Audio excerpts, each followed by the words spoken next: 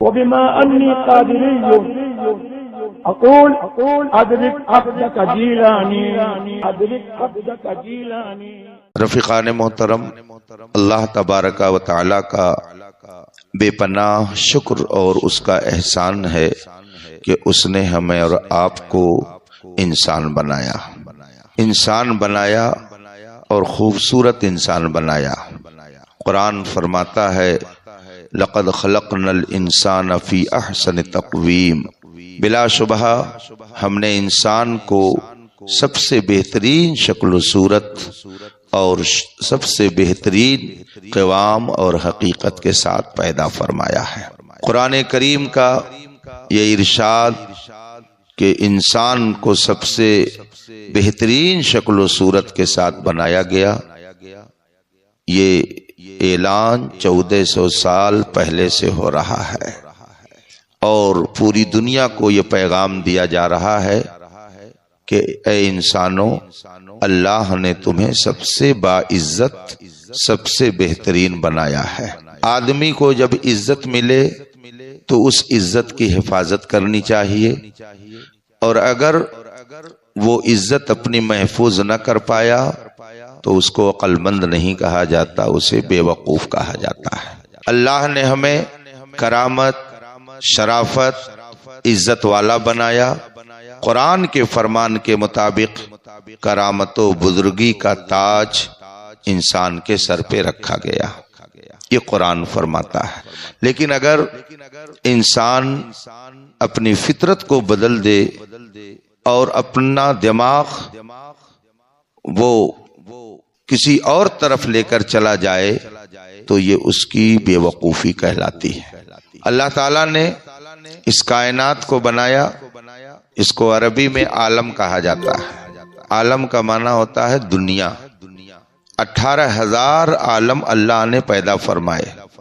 یہ عالم انسان ہے، یہ عالم ملائکہ ہے، یہ عالم اجنہ ہے، یہ عالم جمادات، یہ عالم نباتات وغیرہ وغیرہ، بے شمار 18,000 عالم اللہ نے پیدا فرمائے، اور سب کو عالم ہی کہا جاتا ہے۔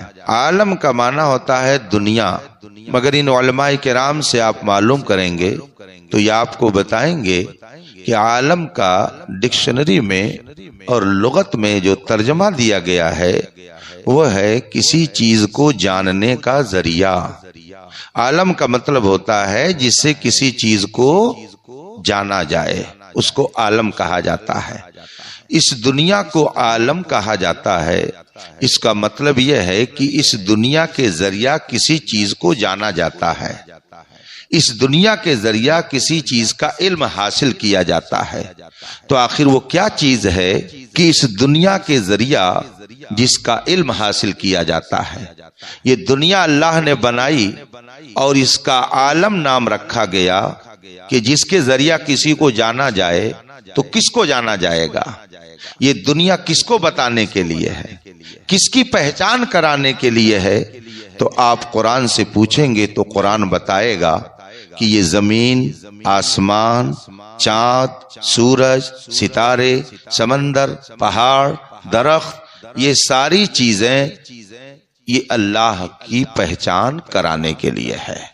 یہ ساری دنیا اللہ کی معرفت کرانے کے لیے ہے، خدا کی پہچان کرانے کے لیے ہے۔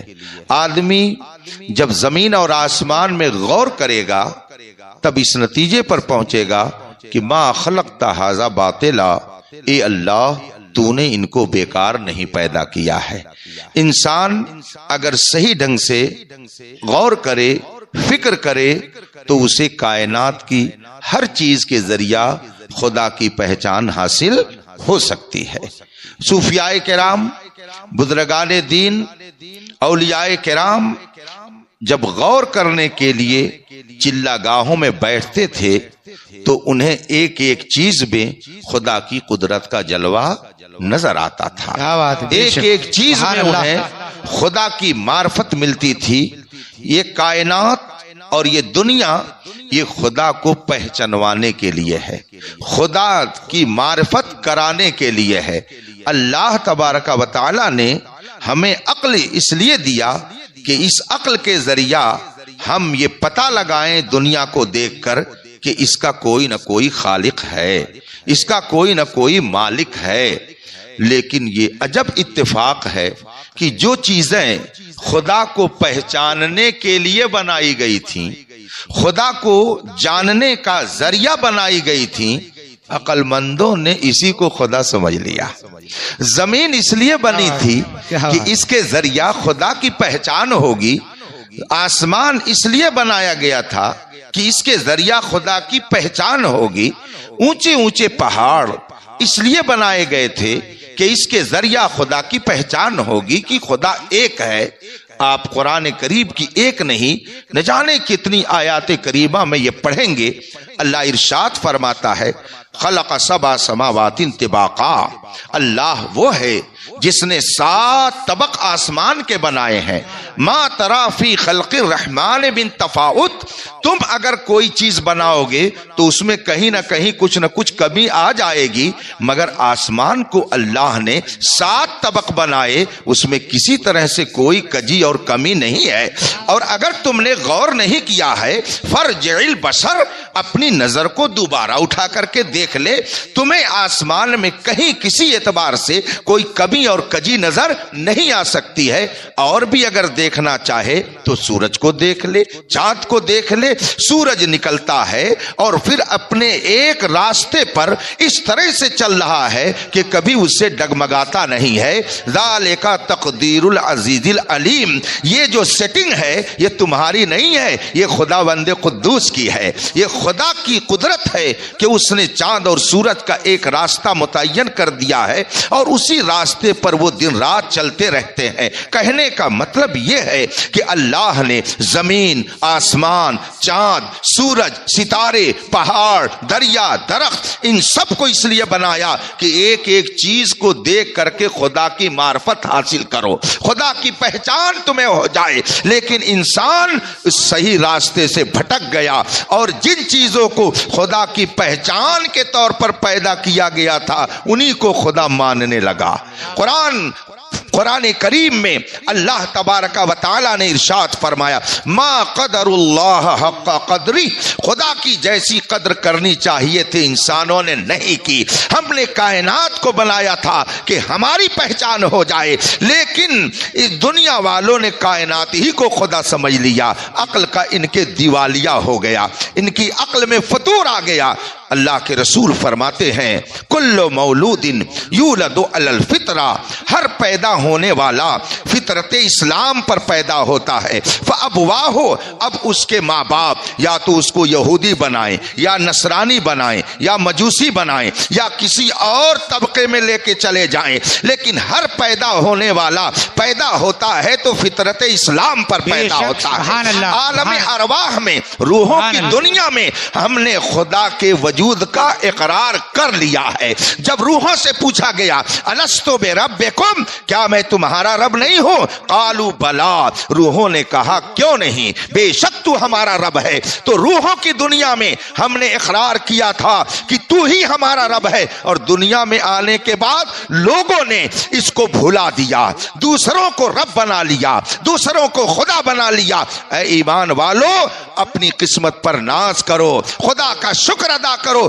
کہ روحوں کی دنیا میں جو ہم نے اقرار کیا تھا، دنیا میں آنے کے بعد ہم نے اسے بھلایا نہیں ہے، بلکہ وہ سبق جیسے ہمیں وہاں یاد تھا، یہاں بھی رب کے کرم سے وہ سبق ہمیں یاد ہے، اور ہم یہاں بھی یہی کہتے ہیں لا الہ الا اللہ، خدا کے علاوہ ہمارا کوئی معبود نہیں ہے۔ یہ کائنات یہ خدا کی پہچان کرانے کے لیے ہے، خدا کی معرفت کے لیے ہے۔ ہر شے خدا کی معرفت کی پہچان ہے۔ صوفیاء کرام فرماتے ہیں لا موجودہ الا اللہ، خدا کے علاوہ کوئی شے موجود نہیں ہے۔ لا مطلوبہ الا اللہ، خدا کے علاوہ ہمارا کوئی مطلوب نہیں ہے۔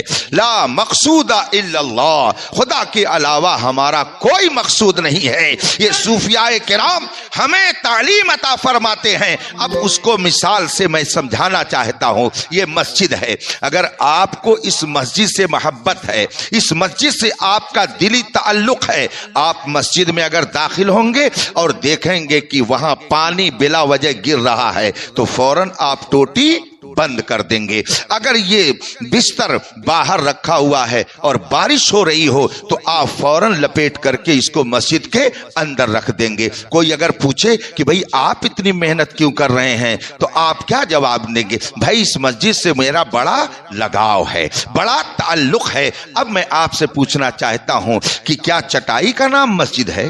ٹوٹی کا نام مسجد ہے؟ آپ تو کہہ رہے ہیں مجھے مسجد سے لگاؤ ہے، تو آپ کو چٹائی سے کیسے لگاؤ ہو گیا؟ آپ کا مسجد سے تعلق ہے تو آپ کا ٹوٹی سے کیسے تعلق ہو گیا؟ تو آپ کہیں گے حضرت بات یہ ہے، محبت کے کچھ اصول ہوتے ہیں، تعلقات کے کچھ طریقے ہوتے ہیں۔ آدمی جب کسی ذات سے محبت کرتا ہے تو صرف اس کی ذات ہی سے محبت نہیں کرتا ہے، بلکہ اس کا تعلق جس سے ہوتا ہے ان سب سے وہ محبت کرتا ہے، ان سب سے اس کو پیار ہوتا ہے۔ حضرت سیدنا امام مالک ہیں رضی اللہ تعالی عنہ، مدینہ طیبہ میں جلوہ فرما رہتے تھے، مگر جب آپ کبھی مدینہ منورہ کی گلیوں میں چلتے تو کبھی زمین کو چوم لیتے، کبھی ادھر کی دیوار کو چومتے، کبھی ادھر کی دیوار کو چومتے۔ دیکھنے والوں نے کہا شاید امام مالک کے دماغ میں کچھ فتور آ گیا ہے، شاید ان کا دماغی توازن کچھ بگڑ گیا ہے، شاید یہ پاگل ہو گئے ہیں۔ حضرت سیدنا امام مالک نے جب یہ سنا تو ارشاد فرمایا، اے مجھ پر بھپتیاں کسنے والوں، مجھے مجنوں اور دیوانہ سمجھنے والوں، سنو سنو، مالک دیوانہ نہیں ہوا ہے، مالک پاگل نہیں ہوا ہے، تم مالک کو دیوانہ اور مجنوں مت تصور کرو۔ سنو بات یہ ہے کہ جب میں مدینہ منورہ کی گلیوں میں چلتا ہوں اور مجھے یہ خیال آتا ہے ہو سکتا ہے میرا محبوب مصطفیٰ ادھر سے گزرا ہو اور یہاں اس کا قدم ناز پڑا ہو تو میں فوراً زمین کو بوسہ دے لیتا ہوں کہ میرے محبوب کا ادھر سے گزر ہوا۔ اور کبھی جب میں یہ سوچتا ہوں کہ دیواروں سے میرے مصطفیٰ کی ہو سکتا ہے جسم کی ہوا لگ گئی ہو تو میں دیوار کو چوم لیتا ہوں کہ میرے محبوب کے جسم سے ہو سکتا ہے ہوا نے اس کو چھو دیا ہو، اس لیے میں کبھی دیوار کو چومتا ہوں کبھی زمین کو۔ نعرہ تکبیر، نعرہ رسالت، علماء اہل سنت، خلیفہ تاج الشریعہ۔ اصول ہے، محبت کے کچھ طریقے ہوتے ہیں۔ انسان جب کسی سے محبت کرتا ہے تو اس کے جسم سے نہیں صرف محبت کرتا ہے، اس کے لباس سے بھی محبت ہوتی ہے، اس کی گلیوں سے بھی محبت ہوتی ہے، اس کے دیوار سے بھی محبت ہوتی ہے، اس کے رشتہ داروں سے بھی محبت ہوتی ہے کہ یہ میرے محبوب کے متعلقین ہیں۔ آپ نے مسجد سے اگر محبت کی تو آپ نے یہ جانا کہ یہ چٹائی مسجد سے متعلق ہے، اس لیے محبت کا تقاضا یہ ہے کہ اگر مسجد سے محبت ہے تو مسجد کی چٹائی سے بھی محبت ہے، مسجد کے ٹوٹی سے بھی محبت ہے۔ ہمارا مقصود صرف خدا ہے، ہمارا محبوب صرف خدا ہے، ہمارا مطلوب صرف خدا ہے، مگر جب ہم نے اسے اپنا محبوب بنایا تو اب اس نے جسے محبوب بنایا ہے اسے بھی اپنا محبوب بنانا پڑے گا۔ اور رسول پاک پوری کائنات میں اللہ کے وہ محبوب ہیں کہ انسان ہی انسان وہ انسان ہیں گے۔ ہم نبیوں سے اس لیے محبت کرتے ہیں کہ وہ اللہ کے نبی ہیں، ہم غوث اعظم سے اس لیے محبت کرتے ہیں کہ وہ اللہ کے محبوب ہیں، ہم کسی اور بنا پر نہیں محبت کرتے، ہم اس لیے ان کا ذکر کرتے ہیں کہ ان کا ذکر حقیقت میں خدا کا ذکر ہے۔ بات سمجھ میں آ رہی کہ نہیں آ رہی ہے؟ تو یہ اللہ کا ہم پر احسان ہے کہ ہم نے روحوں کی دنیا میں جو سبق پڑھا تھا ہم نے اسے بھلایا نہیں ہے، وہ سبق ہمیں یاد ہے اور اس سبق کو لے کر کے ہم آگے اپنی زندگی کی گاڑی چل رہے ہیں۔ ہم نے جو سبق روحوں کی دنیا میں پڑھا تھا ہم نے اس کو یاد رکھا ہے، اور پھر جب ہم دنیا میں آئے تب بھی ہم نے یہی اعلان کیا کہ اللہ کے علاوہ کوئی معبود نہیں ہے، ساری کائنات کا معبود صرف ایک ہے، خدا ہے، وہی سب کا مطلوب ہے، وہی سب کا محبوب ہے۔ اعلیٰ حضرت فرماتے ہیں یا خدا تجھ تک ہے سب کا منتہا، سب کا منتہا خدا کی ذات ہے.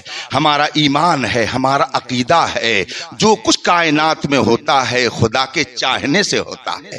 قرآن ارشاد فرماتا ہے ما تشاءون الا ان یشاء اللہ رب العالمین، تم کچھ نہیں چاہتے بس وہی جو خدا چاہتا ہے. قرآن ارشاد فرماتا ہے فعال لما یرید، وہی جو چاہتا ہے کرتا ہے. اسی کی قدرت سے سورج نکل رہا ہے، اسی کی قدرت سے چاند چمک رہا ہے، اسی کی قدرت سے دریا میں روانی ہے، اسی کی قدرت سے پہاڑ اپنی جگہ پر رکے ہوئے ہیں. مگر ایمان روح سے بتائیے گا کہ آپ میں کسی نے خدا کی اس قدرت کو دیکھا ہے؟ خدا کو دیکھا ہے اس نے کہ خدا اتنی قدرت والا ہے کہ اسی کی قدرت سے سورج چاند ستارے سب چل رہے ہیں.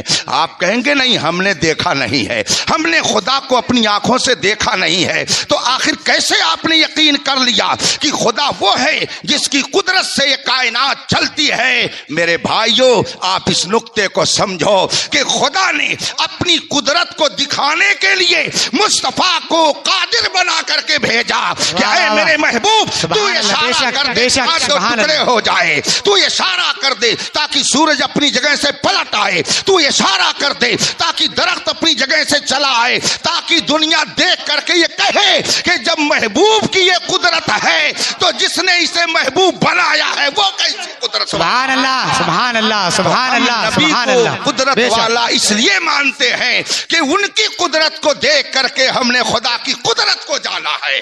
تو جو نبی کو مختار نہیں مانتا ہے وہ حقیقت میں خدا کی قدرت کا انکار کرتا ہے. الحمدللہ ہمارا عقیدہ تو یہ ہے کہ نبی مختار کل ہیں، جس کو جو چاہیں عطا کر دیں، جس کو جو چاہیں عطا کر دیں. ہاتھ جس سمت اٹھا غنی کر دیا، موج بحر سخاوت پہ لاکھوں سلام. حضرت سیدنا ابو ہریرہ رضی اللہ تعالی عنہ بہت پیارے صحابی رسول ہیں، نبی کی بارگاہ میں حاضر رہتے تھے. ایک موقع پر آپ نے عرض کی یا رسول اللہ میں آپ کی باتیں سنتا تو بہت غور سے ہوں، لیکن کبھی کبھی ایسا ہوتا ہے کہ کچھ باتیں مس کر جاتی ہیں، میری میموری میں وہ سیٹ نہیں ہو پاتی ہیں، میں ان کو بھول جاتا ہوں.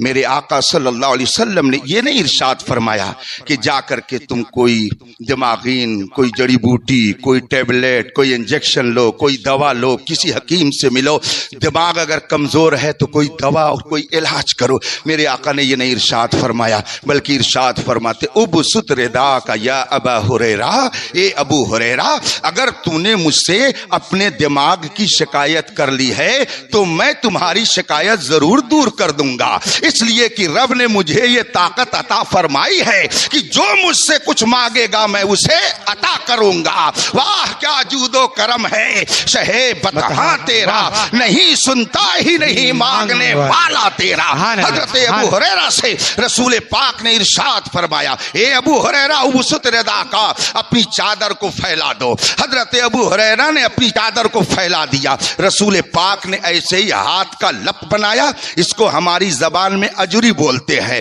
مگر اردو زبان میں اس کو لپ کہا جاتا ہے. ایسے ہی لپ بنایا اور اس خالی چادر میں جو حضرت ابو ہریرہ نے پھیلائی تھی ایسے ہی ڈال دیا. اس میں کچھ تھا نہیں، نہ کوئی جڑی بوٹی تھی، نہ کوئی معجون تھا، نہ کوئی ٹیبلٹ، نہ کوئی دوا. ایسے ہی ہاتھ رسول پاک نے اس میں ڈال دیا اور پھر فرمایا اے ہریرہ اب اس کو اپنے سینے سے لگا لو. حضرت ابو ہریرہ صحابی رسول تھے، وہ دیکھ رہے ہیں کہ رسول پاک نے اپنے ہاتھ سے تو اس میں کچھ رکھا نہیں ہے مگر فرما رہے ہیں کہ اپنے سینے سے لگا لو. ابو ہریرہ یہ جانتے تھے کہ اگرچہ رسول پاک نے بظاہر اپنے ہاتھ سے کچھ نہیں ڈالا ہے مگر ان کی شان یہ ہے کہ مالک کونین ہیں، گو پاس کچھ رکھتے نہیں، دو جہاں کی نعمتیں ہیں ان کے خالی ہاتھ ہیں.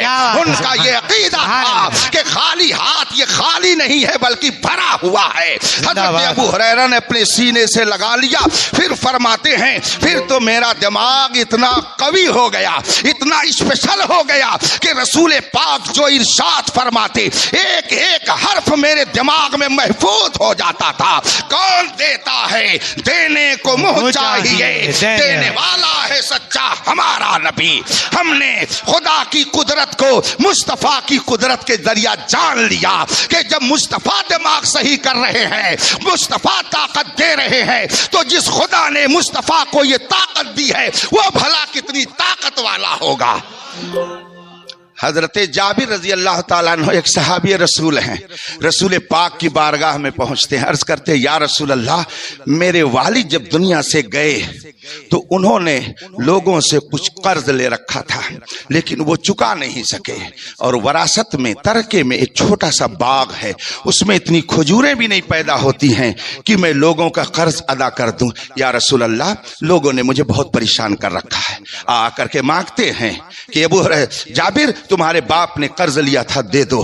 रसूल पाक ने ये नहीं इरशाद फरमाया कि कोई मेरे घर में कारून का खजाना है क्या कि खाओ तुम अदा करूं मैं, नहीं, ये नहीं फरमाया। इरशाद फरमाते हैं अबू ये जाबिर, जब तुम्हारे बाग की खजूरें पक जाएं तो आना।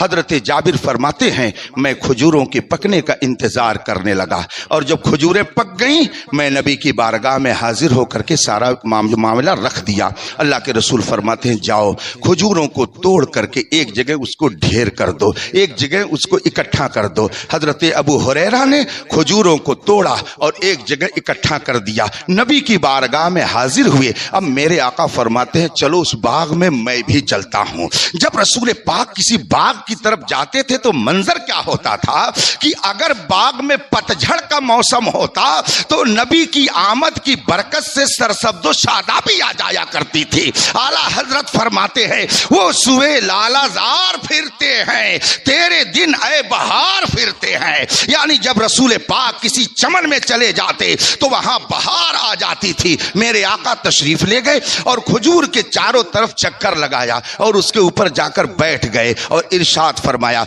ए जाबिर, अब जाओ मदीने में ऐलान कर दो जिसने तुम्हारे बाप को कर्जा दिया है आए और अपना कर्जा लेकर चला जाए। नेमतें बांटता जिस समत वो ज़ीशान गया, साथ ही मुंशिए रहमत का कलम दान गया। हजरत जाबिर फरमाते हैं मैंने मदीने में ऐलान कर दिया जिसने मेरे बाप को कर्ज दिया है आए अपना कर्जा लेकर चला जाए। हजरत जाबिर फरमाते हैं मैंने मदीने मुनव्वरा की गलियों में जब ऐलान किया तो बहुत सारे लोग अपना झोरा और बोरा लेकर के खजूर वसूलने के लिए आने लगे। आने जाने वालों की एक कतार लग गई, एक सिलसिला बंध गया। और मैंने ऐलान करने के बाद सोचा कि चलो बाहर खड़ा होकर के तमाशा देखूं। बाग के बाहर खड़े हो गए और आने वालों का तमाशा देखने लगे। लोग आ रहे हैं, भर भर कर लेकर जा रहे हैं। हजरत अबू हुरैरा फरमाते हैं कि जब आने जाने वालों का सिलसिला खत्म हुआ तो मैंने सोचा, हजरत जाबिर फरमाते हैं मैंने सोचा कि चलूं जरा देखूं एक आध खजूर बची है कि सब साफ हो गई है। तो अब फरमाते हैं खुदा की कसम जब मैं बाग में दाखिल होता हूं तो मैं क्या देखता हूं, जितने कर्ज खाह थे सबका कर्ज तो अदा ही हो चुका था और जितनी खजूरें पहले थी सब बची हुई थी, सारी खजूरें मौजूद थी। आला हजरत फरमाते हैं हाथ जिस समत उठा गनी कर दिया, मौजे बहरे सखावत पे लाखों सलाम। ये मेरे मुस्तफा की कुदरत है। ये कुदरत रसूल पाक को किसने अता की है? खुदा ने अता की है। तो जो नबी की कुदरत का इनकार करता है वो हकीकत में खुदा की कुदरत का इनकार करता है। हम नबी को मुख्तार मानते हैं इसलिए कि नबी खुदा की कुदरत को बताने के लिए आए हैं। और आगे चलिए, खुदा की मार्फत नबी के जरिया।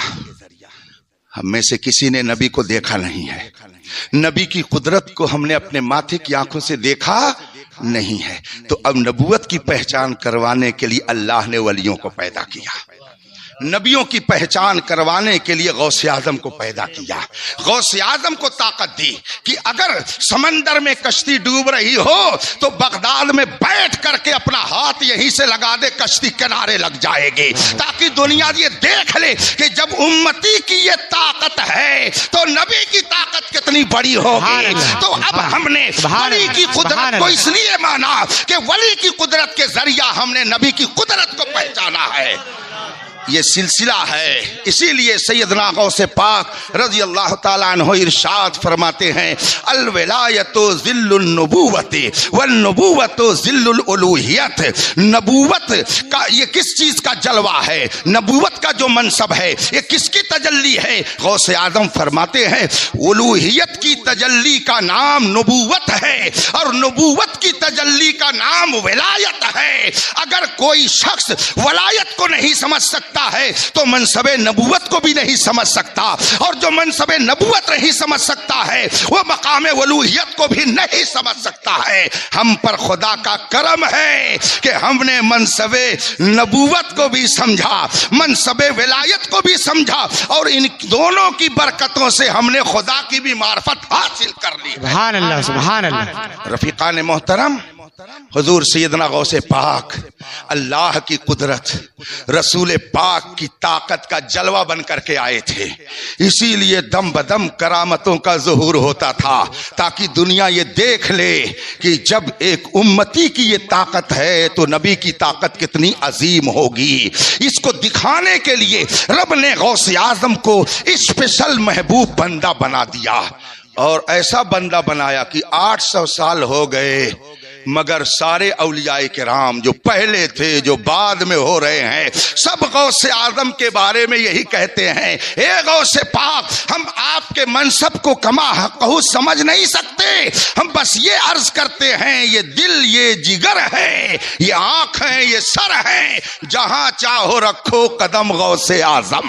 ہم نہیں سمجھ سکتے کہ آپ کا رتبہ کیا ہے، لیکن ہم یہ جانتے ہیں کہ ہمارا دل آپ کے لیے ہے، ہمارا جگر آپ کے لیے ہے، ہماری آنکھیں آپ کے لیے ہے، ہمارا سر آپ کے لیے ہے. آپ جہاں چاہیں قدم ناز رکھیں، آپ اگر قدم ناز سینے پہ رکھ دیں گے تو یہ سینہ پھول کر اتنا چوڑا ہو جائے گا کہ انشاءاللہ اس کی برکت سے جنت کی بہاریں نظر آئیں گی.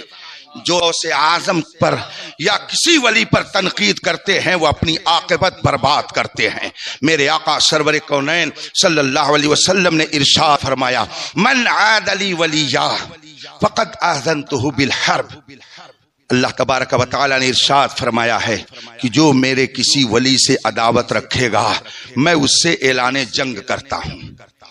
اللہ فرماتا ہے میں اس سے اعلان جنگ کرتا ہوں. ہے کسی میں ہمت کہ خدا اگر اعلان جنگ کر دے تو چلے خدا سے مقابلہ کرنے کے لیے؟ خدا کے سچے بندوں سے تو مقابلہ کر ہی نہیں سکتے.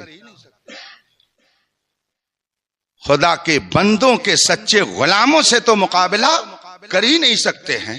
دوسرے لفظوں میں کہہ لیجئے جو اولیاء کرام کے منکر ہیں وہ اولیاء کرام کے ماننے والوں سے تو مقابلہ کر ہی نہیں سکتے ہیں. خدا سے مقابلے کی جرات کیسے پیدا ہو سکتی ہے؟ اللہ تعالی ہمیں اور آپ کو بزرگوں کا عقیدت مند بنائے اور ان کے نقش قدم پر چلنے کی توفیق عطا فرمائے. حضور سیدنا غوث اعظم کو اللہ تبارک و تعالی نے دو طرح کا علم عطا فرمایا، ایک علم ظاہر اور ایک علم باطن. اور ایسا کیوں؟ میں نے شروع میں یہ بات کہی تھی کہ اللہ تبارک و تعالی نے اس کائنات کو اپنی پہچان کے لیے بنایا مگر لوگوں نے اسی کو خدا سمجھ لیا. تو جب دماغ خراب ہونے لگا، عقل کا دیوالیہ ہونے لگا، عقل رکھنے کے باوجود لوگ پاگل پن کرنے لگے تو اللہ نے نبیوں کو بھیجا تاکہ ان کی عقلوں کو صحیح کیا جائے، ان کے دماغ کو صحیح کیا جائے. اب جو فطرتن ہی کجرو ہو گئے جیسے ابو جہل، ابو لہب، عتبہ اور شیبہ، تو ان کو ان کے حال پر چھوڑ دیا گیا. ورنہ حضرت صدیق اکبر دامن سے وابستہ ہوئے تو صدیق اکبر بن گئے، حضرت عمر فاروق اعظم دامن سے وابستہ ہوئے تو فاروق اعظم بن گئے. حضرت بلال حبشی نہ قریشی ہیں، نہ مدنی ہیں، نہ مکی ہیں، حبش کے رہنے والے ہیں مگر نبی کے سچے غلام بن گئے تو 1400 سال ہو گئے کسی قوم میں میرے بلال کا کوئی جواب نہیں پیدا ہو سکتا. کیا بات ہے، سبحان اللہ سبحان اللہ. بے شک بے شک اللہ تعالیٰ نے انسانوں کی ہدایت کے لیے نبیوں کو بھیجا، اور آخری نبی کون آئے؟ ہمارے اور آپ کے آقا و مولا صلی اللہ علیہ وسلم. نبوت کا دروازہ بند، اب قیامت تک کوئی دوسرا نبی نہیں آ سکتا. لیکن بتائیے کیا لوگوں کو ہدایت کی ضرورت نہیں ہے؟ تو اب ہدایت کا کام کون انجام دے گا؟ قربان جائیے مصطفیٰ جان رحمت پر، آپ نے 1400 سال پہلے ہی اس کا انتظام فرما دیا اور ارشاد فرمایا علماء جو ہوں گے سچے، انما العلماء ورثۃ الانبیاء، جو سچے علماء ہوں گے وہی انبیاء کے وارث ہوں گے، اور کار نبوت یہی علماء کرتے رہیں گے، اور قیامت تک انہی کے ذریعہ دین کو فروغ ملتا رہے گا۔ اب ہدایت کا کام انہی کے ذریعہ ہوگا۔ حضرت ابو ہریرہ فرماتے ہیں کہ رسول پاک نے مجھے 2 طرح کا علم عطا کیا، ایک علم وہ ہے کہ جو میں تم کو بتا دے رہا ہوں، حضرت ابو ہریرہ فرماتے ہیں، مگر دوسرا علم وہ ہے کہ اگر میں تمہارے سامنے ظاہر کر دوں تو میری گردن تم لوگ کاٹ ڈالو گے۔ تو ایک ہے علم ظاہر اور ایک ہے علم باطن۔ مثلا ہم لوگ یہاں پر بیٹھے ہوئے ہیں، اب ہم ظاہری طور پر یہ جانتے ہیں کہ اگر کوئی شخص بغیر وضو کیے ہوئے آ کر کے کھڑا ہو جائے اور نماز پڑھنے لگے تو ہم کہیں گے کہ اس کی نماز نہیں ہوئی۔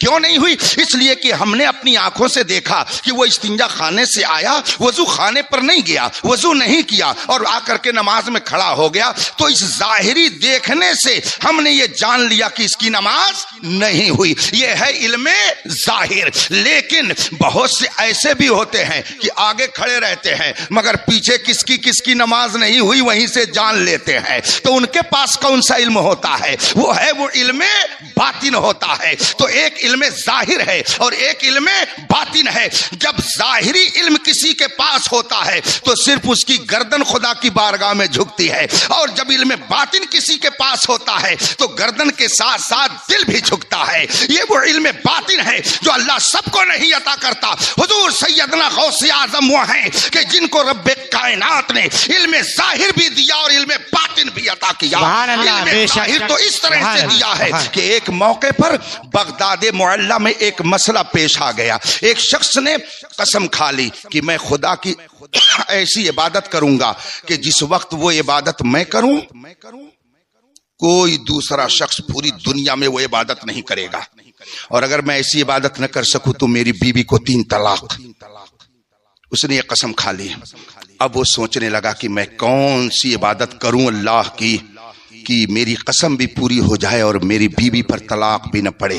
سوچا کہ چل کر کے نماز پڑھوں، مگر پھر فوراً اس کے دل نے کہا کہ اگر میں اس وقت نماز پڑھ رہا ہوں تو کیسے یہ گارنٹی لے سکتا ہوں کہ دنیا میں کوئی اس وقت نماز نہیں پڑھ رہا ہے۔ سوچا چلو قرآن کی تلاوت کر لوں۔ سوچا میں کیسے گارنٹی لے سکتا ہوں کہ اس وقت میں اگر قرآن کی تلاوت کر رہا ہوں تو دنیا میں کوئی نہیں کر رہا۔ اگر روزہ رکھ لے تو کیسے کوئی کہہ سکتا ہے کہ جس دن میں روزہ دار ہوں دنیا میں کوئی روزہ دار نہیں۔ اب وہ پریشان ہو گیا۔ اب جب پریشانی اس کی حد سے زیادہ بڑھ گئی اس نے علماء کی بارگاہ میں رجوع کیا۔ گیا علماء کی بارگاہ میں، حضور یہ مسئلہ ہے۔ ان حضرات نے فرمایا کہ ہمارے سامنے اس کا کوئی حل نہیں ہے، ہم اس کا کوئی حل نہیں پاتے ہیں، کسی اور کے پاس چلے جاؤ۔ چنانچہ بغداد جو مرکز علم و عمل تھا وہ آدمی اس مسئلے کو لے کر دوسرے علماء کی جماعت کے پاس گیا۔ انہوں نے بھی فرمایا کہ میرے پاس اس کا کوئی جواب نہیں ہے۔ میں کون سی عبادت تمہیں بتاؤں کہ جب تم کرو تو دنیا میں کوئی نہ کرے اور تمہاری بیوی پر طلاق بھی نہ پڑے؟ ہمارے سامنے کوئی ایسا مسئلہ نہیں ہے، کوئی ایسی عبادت نہیں، اس کا کوئی جواب مجھے نہیں معلوم ہے۔ اب وہ پریشان ہو گیا۔ علماء سے کہا تو کیا میری بیوی پر طلاق پڑ جائے؟ میں کوئی ایسی عبادت نہ کر پاؤں گا تو پھر ہوگا کیا؟ علماء نے باتفاق رائے کہا کہ یہ مسئلہ لے کر کے شیخ عبد القادر جیلانی کے پاس جاؤ، اس مسئلے کا حل وہی پیش کریں گے۔ چنانچہ اب وہ مسئلہ سیدنا غوث اعظم کی بارگاہ میں پیش کیا گیا۔ حضور سیدنا غوث اعظم نے یہ نہیں فرمایا کہ بڑے بڑے علماء جب نہ جواب دے سکے تو میں کیا جواب دوں گا۔ ارشاد فرماتے ہیں کہ یہ تو مسئلہ بہت آسان ہے، یہ مسئلہ کوئی مشکل نہیں ہے، اس کے لیے بہت آسان طریقہ ہے۔ اب سننے والے نے کہا حضور ذرا جلدی بتائیں تاکہ اس کی بیوی پر طلاق نہ پڑے۔ غوث اعظم فرماتے ہیں کہ جس نے یہ قسم کھائی ہے اس کو بغداد سے مکہ مکرمہ بھیج دیا جائے، وہ پہنچ جائے مکہ مکرمہ اور حرم شریف میں داخل ہو جائے، اور جب خانہ کعبہ کے سامنے جا کے کھڑا فضا ہو جائے تو جتنے لوگ خانہ کعبہ کا طواف کر رہے ہوں ان سب کو تھوڑی دیر کے لیے روک دے اور یہ خود طواف کرنے لگے. پوری دنیا میں صرف ایک ہی جگہ خانہ کعبہ ہے اور یہ طواف وہ عبادت ہے کہ جو صرف وہی ہوتی ہے. جب سب کو وہ روک دے گا اور تنہا یہ طواف کرے گا تو یہ وہ عبادت ہوگی کہ جب تنہا وہی کر رہا ہوگا, کوئی نہیں کر رہا ہوگا. یہ علم ظاہر تھا. اب ذرا علم باطن میں آئیے. خود ارشاد فرماتے, وقت زیادہ ہو گیا, دیکھیے 12 بجنے والے, بس میں اپنی گفتگو جلدی سے سمیٹ دے رہا ہوں. علم باطن کیا ہے؟ حضور سیدنا غوث پاک فرماتے ہیں درست العلم حتی صرت قطبا ونلت السعد من مولا الموالی. میں نے علم حاصل کیا تو اپنے وقت کا میں قطب بن گیا. نومیر اور بیضاوی پڑھ کر کے قطب بنا جا سکتا ہے؟ یہ ظاہری کتابیں پڑھ کر کے قطب نہیں بن سکتے, ورنہ ہم سب لوگ قطب ہو جائیں گے. اس لیے کہ ہم لوگ تقریباً 30 سال سے پڑھ اور پڑھا رہے ہیں. یہ درس نظامی کی کتابیں ہم لوگ 30 سال سے پڑھا رہے ہیں. ان میں بہت سارے حضرات سب پڑھ کر کے آ کے آپ کی خدمت میں لگے ہوئے ہیں. تو اس ظاہری کتاب کو پڑھ کر کے کوئی قطب نہیں بن سکتا. حضور سیدنا غوث اعظم فرماتے ہیں درست العلم حتی صرت قطبا. میں نے علم حاصل کیا, اتنا علم حاصل کیا کہ میں اپنے وقت کا قطب بن گیا. وَنِلْتُ السَّعْدَ مِن مَوْلَى الْمَوَالِي. اور آقاؤں کے آقا احکم الحاکمین نے مجھ کو سعادت کی ایسی منزل پر پہنچایا کہ عقل انسانی تصور نہیں کر سکتی ہے. اور جب یہ علم باطن آیا تو پھر کیسا نظر آیا وہ تو ذرا دیکھیے. فرماتے ہیں علامہ شیخ علی حیتی رضی اللہ تعالیٰ عنہ, حیت ایک مقام ہے, وہاں کی نسبت سے حیتی کہا جاتا ہے. یہ غوث پاک کے بڑے چہیتے مرید اور خلیفہ تھے. جب غوث اعظم تقریر فرماتے تو ان کے سامنے ہی علامہ حیتی بیٹھے رہتے اور بہت غور سے تقریر سنتے تھے غوث پاک کی. مسجد غوث اعظم میں جو بغداد معلیٰ کی خانقاہ میں حضرت غوث پاک کی مسجد مبارک ہے, اس فقیر نے الحمدللہ بغداد شریف کی حاضری کی سعادت حاصل کی ہے. اور آج سے 3 سال پہلے حضرت غوث پاک کی 11ویں وہیں جا کر کے منا کے آیا ہے. اس فقیر کو حضور سیدنا جنید بغدادی کی بے شمار اولیاء کرام کی بارگاہ میں پہنچ کر کے اپنے دل کو میں نے سکون دیا ہے. بغداد معلیٰ پہنچ کر کے امام عالی مقام کی بارگاہ میں آنسوؤں کا نذرانہ پیش کیا ہے. مولا کائنات کی بارگاہ میں بھی میں نے حاضری دی. حضور سیدنا غوث اعظم کی مسجد عالی شان جس میں ہزاروں لوگ اللہ کی عبادت میں مصروف رہتے ہیں. غوث اعظم جب مسجد میں خطبہ دیتے, تقریر فرماتے, سب لوگ بیٹھے رہتے جیسے آپ حضرات اس وقت بیٹھے ہوئے ہیں. حضرت علامہ حیتی فرماتے ہیں کہ میں غوث پاک کا آواز سن رہا تھا اور اتنے میں مجھے نیند آ گئی, بیٹھے بیٹھے اونگ آ گئی.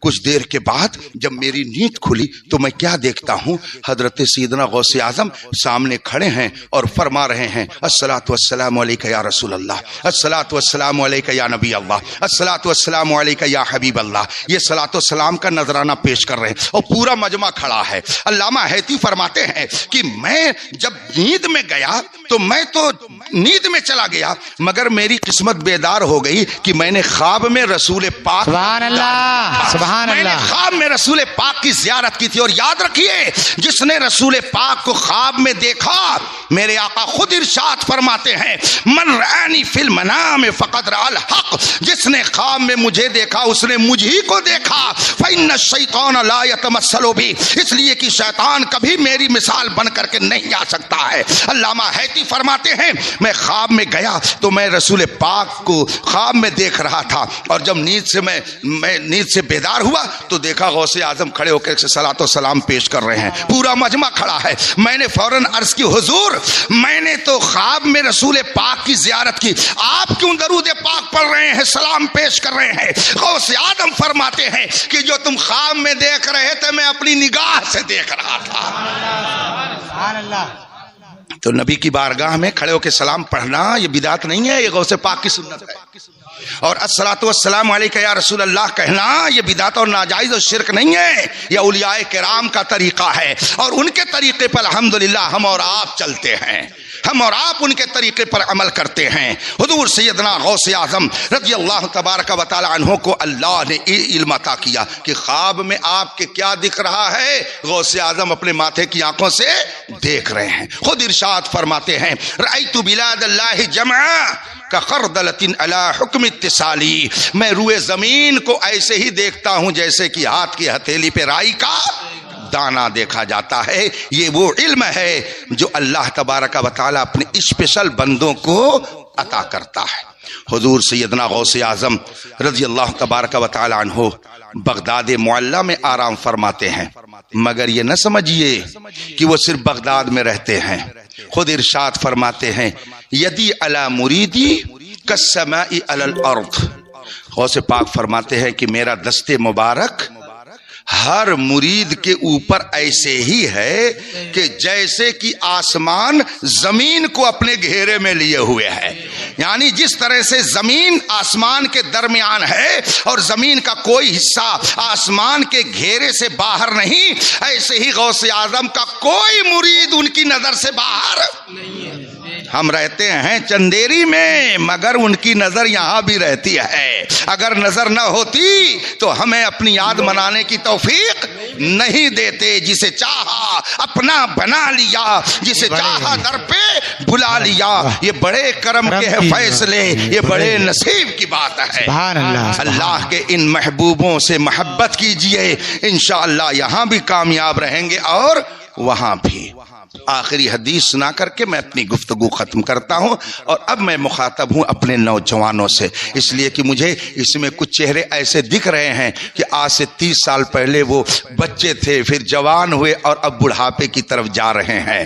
تو اب اس وقت کے ان نوجوانوں نے اس مسجد کے لیے، اس ادارے کے لیے، سنیت کی بقا کے لیے بہت کچھ کیا ہے جو آپ پرانے لوگوں سے سن سکتے ہیں. انہوں نے گھر گھر جا کر کے دامن پھیلایا تھا تاکہ یہ مدرسہ ترقی کرے، مسجد آباد ہو، اور الحمدللہ ان کی کوششوں سے آج ہم دیکھ رہے ہیں کہ یہ سدا بہار گلشن ہماری نگاہوں کے سامنے ہے. تو میں اب اپنے نوجوانوں سے مخاطب ہوں. ہر حادثہ، ہر چینجنگ، ہر انقلاب کوئی نہ کوئی نصیحت دے کے جاتا ہے. یہ 8 مہینے کا لاک ڈاؤن یہ ہمیں بہت کچھ نصیحت دے رہا ہے. اس سے ہمیں نصیحت لینا چاہیے. لاکھوں نہیں کروڑوں لوگ مسجد کی حاضری سے محروم، لاکھوں لوگ عمرہ کی برکت سے محروم، لاکھوں لوگ فریضے حج سے محروم.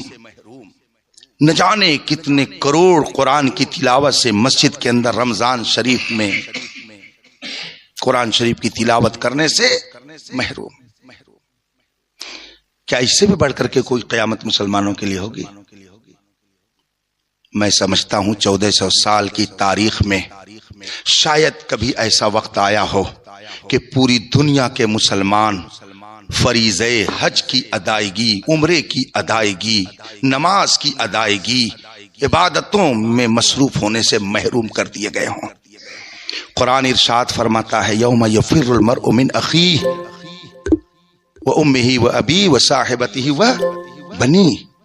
قیامت کے دن آدمی اپنے بھائی سے بھاگے گا، ماں اپنے بیٹے سے، بیٹا اپنی ماں سے، باپ اپنے بیٹے سے، سب ایک دوسرے سے بھاگیں گے. یہ قیامت کے دن ہوگا. لیکن لاک ڈاؤن میں کورونا نے یہ دکھا دیا کہ یہ بھی ایک قیامت ہے.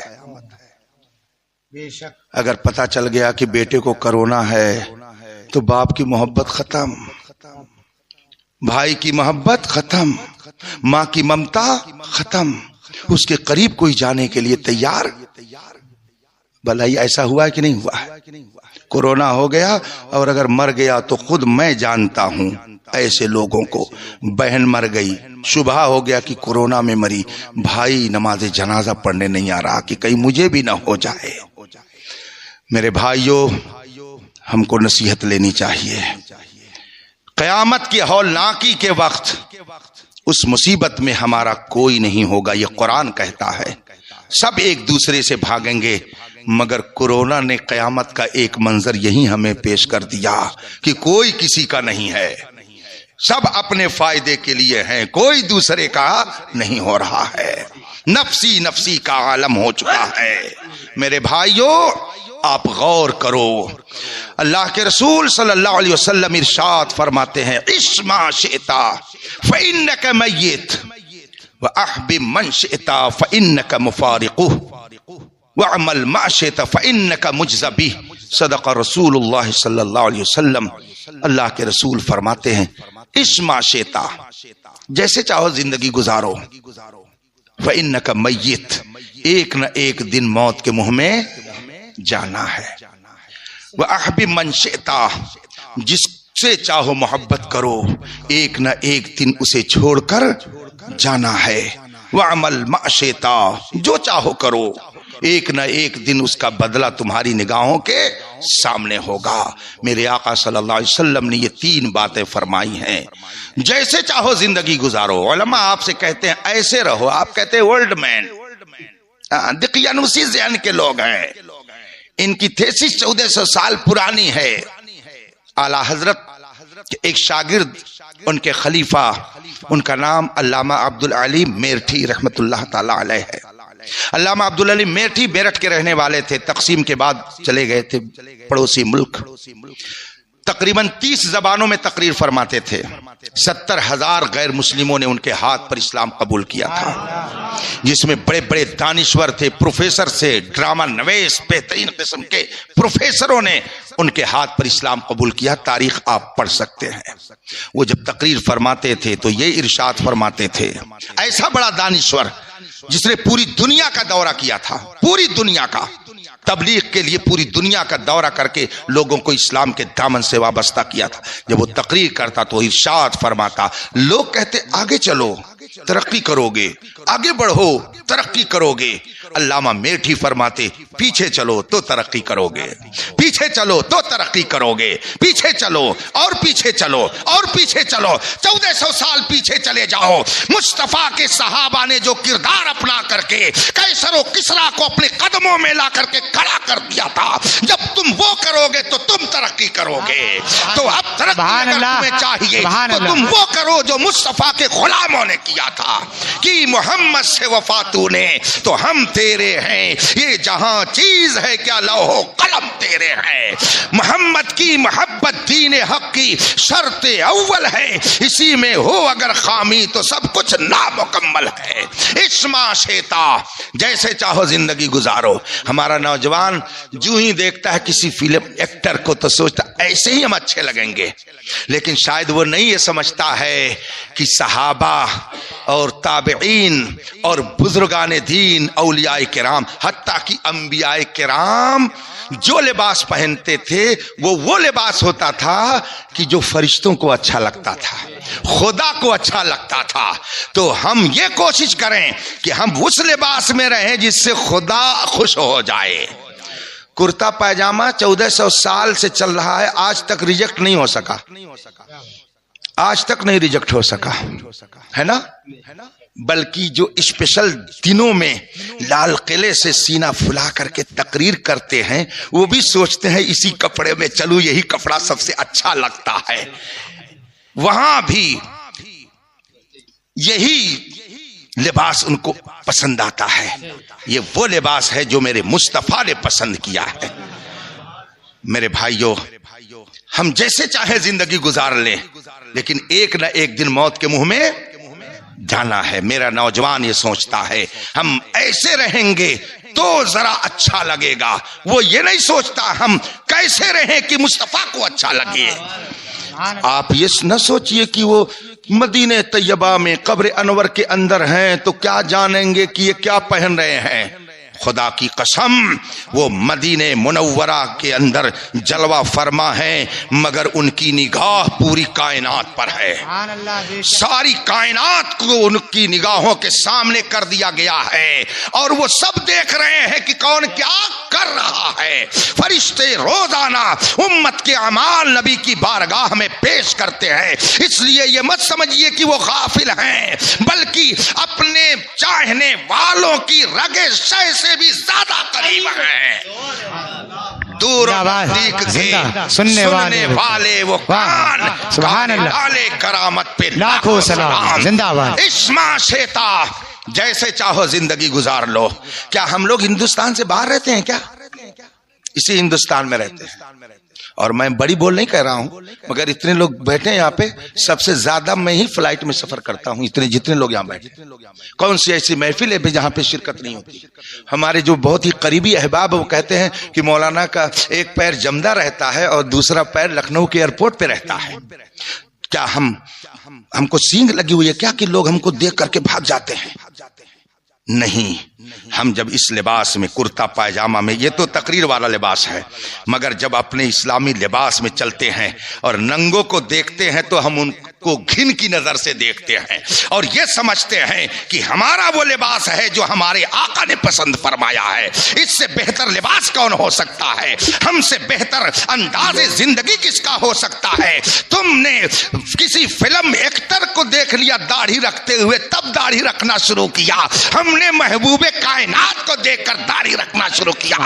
اسی سے پتا چلتا ہے کہ تم نے کسے محبوب بنایا ہے اور ہم نے کسے محبوب بنایا ہے. اور جس دن سارے مسلمانوں نے مصطفیٰ کو اپنا محبوب بنا لیا, خدا کی قسم پوری دنیا ان کے قدموں میں گر کر کے سلام کرتی. نعرہ تکبیر, نعرہ رسالت, علماء اہل سنت, جیسے چاہو مسلک اعلی حضرت, جیسے چاہو زندگی گزارو, ایک نہ ایک دن موت کے منہ میں جانا ہے. اور جب جائیں گے تو ہوگا کیا؟ مسئلہ ہے, اگر کسی نے بغیر نماز جنازہ پڑھے کسی کو دفن کر دیا تو اس کی قبر پر نماز جنازہ پڑھی جائے گی, مگر کتنے دن تک؟ اگر کسی کو بغیر نماز جنازہ کے دفن کر دیا گیا تو حکم ہے کہ اس کی قبر پر جا کے نماز جنازہ پڑھو, اس کی قبر پر پڑھو. مگر یہ حکم کتنے دن تک ہے؟ 3 دن تک. کتنے دن تک؟ 3 دن تک. اس کے بعد نہیں. 3 دن تک آپ قبر کے اوپر جا کے نماز جنازہ پڑھو. اچھا یہ بتائیے کہ جب قبر پہ جا کے نماز جنازہ پڑھیں گے تو ہاتھ آگے باندھیں گے کہ پیچھے؟ پیچھے تو ہتکڑی لگا کر کے چوروں کو لے کے جایا جاتا ہے, آگے ہاتھ باندھیں گے نا. میرے بھائیوں, کیسے ہیں وہ لوگ جو کہتے ہیں مزار شریف پہ ہاتھ باندھنا شرک ہے؟ سبحان اللہ, خدا جب دین لیتا ہے تو عقلیں چھین لیتا ہے. بتاؤ, ارشاد ہے مسائل میں ہے کہ قبر پہ جاؤ وہاں نماز جنازہ پڑھو. یہ بتاؤ چاہے جمن ہو, چاہے سبراتی, خیراتی ہو, چاہے برکاتی, کوئی بھی ہو, اگر ایمان والا ہے تو اس کی قبر پر جا کر کے ہاتھ باندھ کر کے جنازے کی نماز پڑھو. اگر عام مومن کی قبر پر ہاتھ باندھنا شرک نہیں ہے تو یہ بتاؤ میرے خواجہ کے ہاں ہاتھ باندھنا شرک کیسے ہو سکتا ہے؟ اللہ والوں کے ہاں باندھنا یہ شرک کیسے ہو سکتا ہے؟ جو لوگ شرک کہتے ہیں انہیں اپنے دماغ کا علاج کرانا چاہیے. ان کو سوچنا چاہیے کہ ہم امت مسلمہ کو کہاں لے کر کے جا رہے ہیں. بات یہ تھی کہ 3 دن کے بعد نماز جنازہ کیوں نہیں؟ 3 ہی دن آخر کیوں؟ اس کے بعد کیوں نہیں؟ اوہو, اسما شیتا, جیسے چاہو زندگی گزارو, فإنک میت, ایک نہ ایک دن موت کے منہ میں جانا ہے.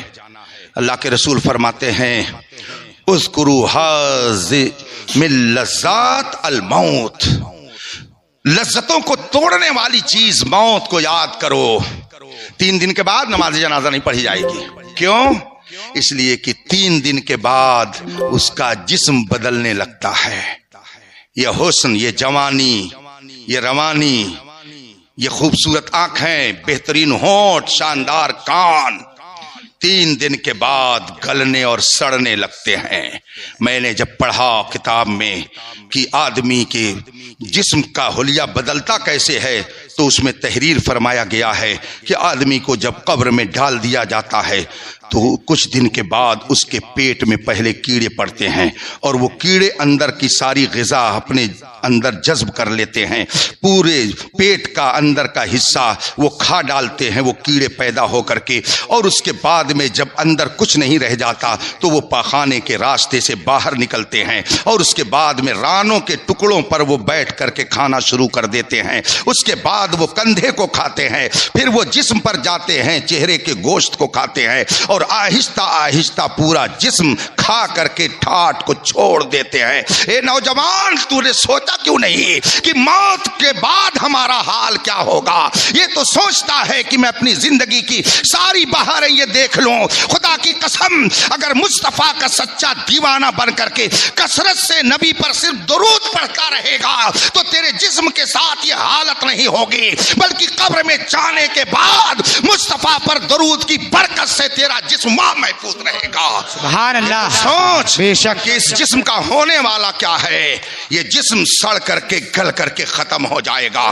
اس معاشیتا جیسے چاہو زندگی گزار لو، ایک نہ ایک دن موت کے منہ میں جانا ہے۔ پہلے تو لوگ سمجھتے تھے 70-80 سال ہو سکتا ہے زندہ رہیں، مگر اب حالت یہ ہے کہ نہ جانے کس گلی میں زندگی کی شام ہو جائے۔ کیا آپ نہیں دیکھتے ہیں کس طرح سے پلان بن رہا ہے آپ کو برباد کرنے کا؟ یہ آپ اپنے ماتھے کی آنکھوں سے دیکھ رہے ہیں۔ پھر میرے آقا فرماتے ہیں جس سے چاہو محبت کرو، جو چاہو عمل کرو، سب کو چھوڑ کے جانا ہے۔ بات یہاں سے چلی تھی کہ کورونا کی اس مہاماری میں کوئی کسی کا ہونے والا نہیں ہے، سب نے ساتھ چھوڑ دیا، سب ساتھ چھوڑ دیے۔ ماں کی ممتا، باپ کی محبت، بھائی کی شفقت، بہن کا پیار، سب دھرا کا دھرا رہ گیا، سب ختم ہو گیا۔ اپنی جان بچانے کے آگے کوئی قریب میں نہیں جا رہا ہے۔ میرے آقا فرماتے ہیں جس سے چاہو محبت کرو، ایک نہ ایک دن اسے تمہیں چھوڑ کر کے جانا ہے۔ میرے بھائیوں، لیکن کائنات میں ایک محبوب ایسا ہے، صرف ایک محبوب ایسا ہے کہ جب سارے محبوب ساتھ چھوڑ دیتے ہیں تو وہی محبوب کام آتا ہے۔ قبر کی تاریک کوٹھری میں وہی محبوب روشنی لے کر کے آتا ہے۔ اسی لیے اعلیٰ حضرت فرماتے ہیں قبر میں لہرائیں گے تا حشر چشمے نور کے، جلوہ فرما ہوگی جب طلعت رسول سبحان اللہ، سارے محبوب جب ساتھ چھوڑ دیں گے ایک مدینے والا محبوب وہاں پر کام آئے گا۔ اسی لیے اعلیٰ حضرت فرماتے ہیں یا رسول اللہ تجھے جانا، تجھے مانا، نہ رکھا غیر سے کام، للہ الحمد میں دنیا سے مسلمان گیا۔ آپ جس سے چاہو محبت کرو، لیکن یہ سارے محبوب چھوٹیں گے، لیکن اگر مدینے والے سے محبت کرو گے وہ کبھی تمہیں نہیں چھوڑیں گے۔ اس لیے آج لے ان کی پناہ، آج مدد مانگ ان سے، کل نہ مانیں گے قیامت میں اگر مان گیا۔